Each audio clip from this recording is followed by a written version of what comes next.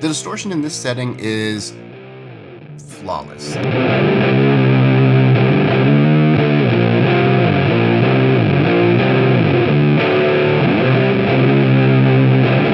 It makes guitars sound fuller without being muddy.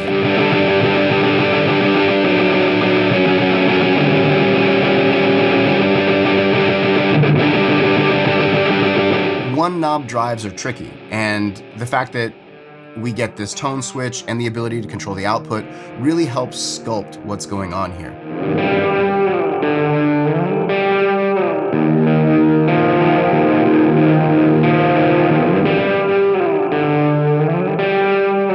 Spoiler alert, it sounds fantastic.